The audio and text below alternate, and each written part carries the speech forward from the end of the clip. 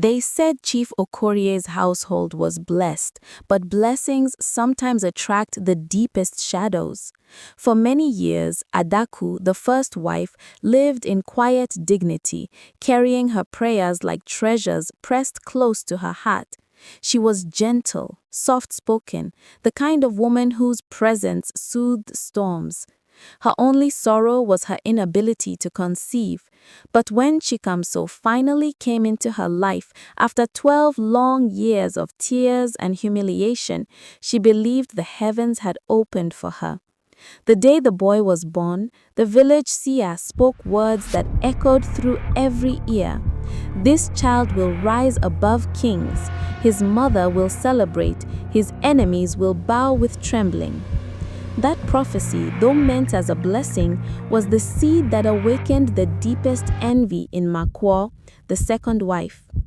Makwo had arrived in the household as a storm cleverly disguised as sunshine.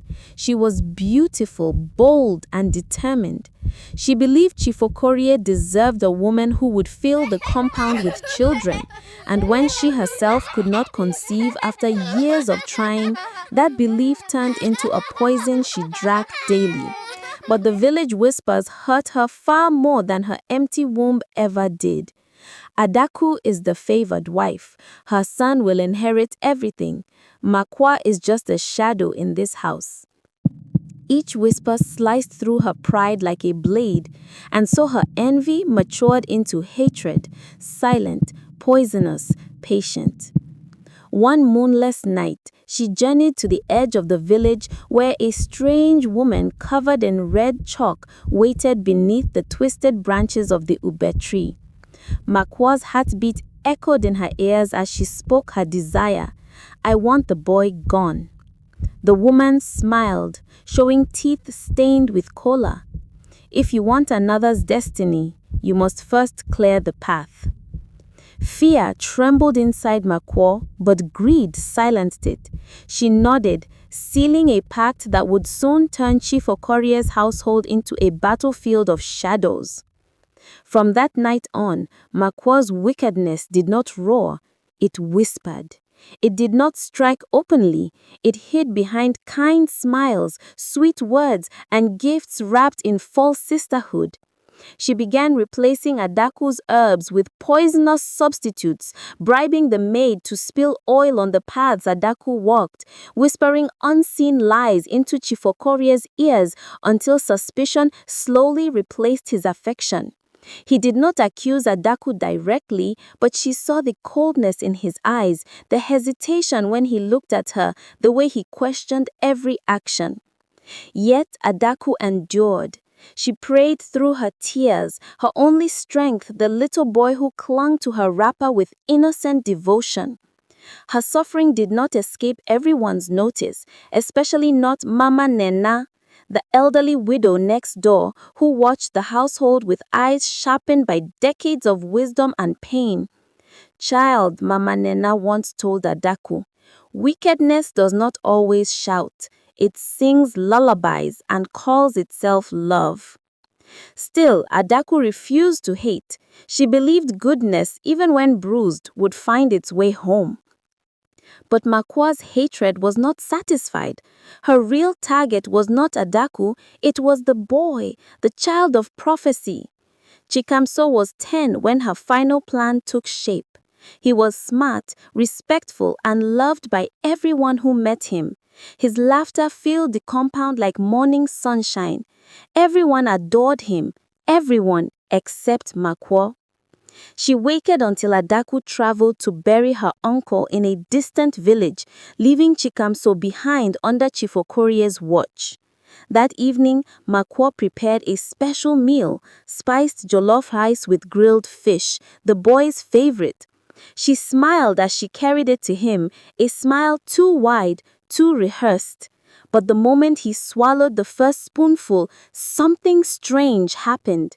He didn't choke or faint. Instead, he began to laugh, a deep, echoing laugh that did not belong to a 10-year-old boy. The air shifted. The room grew cold. A low wind began humming in circles. Makwa stared in horror.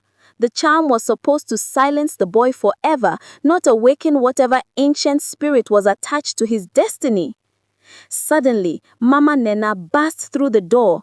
Her wrapper was tied tightly around her waist and her eyes burned like fire. "Wicked woman," she barked, "do you know who you are battling?"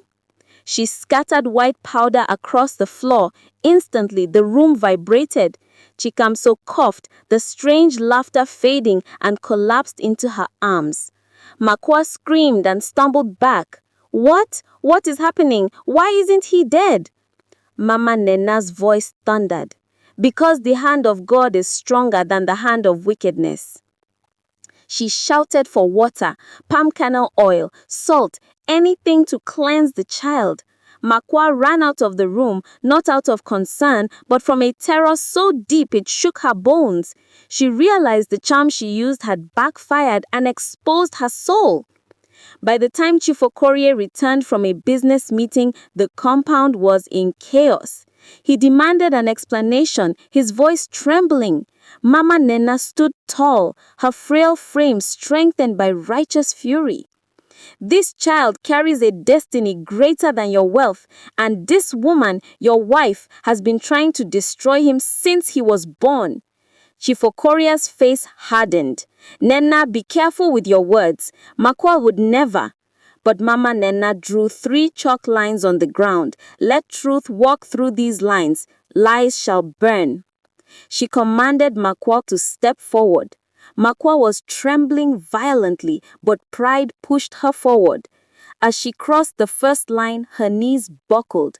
Across the second, sweat poured down her face. Across the third, she let out a scream so sharp that the birds fled from the nearby trees. Dark smoke rose from her body as if her secrets had ignited. "Yes, I did it. I wanted him gone. I wanted the inheritance. I wanted the power. I wanted it all." Chief Okorie staggered backward as if struck by lightning. The weight of his failure, his blindness, crushed him. He dropped to his knees and wept.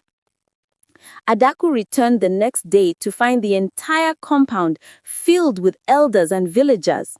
When they told her what had happened, she felt no triumph, no vengeance, only sorrow. She saw Makwa, broken and defeated, and for a moment her heart ached even for her enemy. But justice had to be served. Makwa was exiled, stripped of marital rights, and sent back to her father's house in disgrace. Chief Okorie knelt before Adaku. "Forgive me," he begged. Adaku lifted him gently. "I forgave you before you knew you needed forgiveness." Years passed. Chikamso grew into a man whose wisdom rivaled that of kings. He became a leader, a voice for the weak, a symbol of hope. At his mother's 60th birthday celebration, he stood before a crowd of hundreds and said, "Every honor I have received belongs to my mother. She fought battles she never mentioned and won wars she never took credit for. Everything I am is because she never stopped praying for me." The hall erupted in applause. Adaku wept tears of joy. And far away in another village, Makwa heard of Chikamso's greatness. Her heart cracked with regret. She finally understood the truth. Destiny cannot be destroyed, only delayed. And no amount of wickedness can bury a child whose life is tied to divine purpose. For some destinies are fire.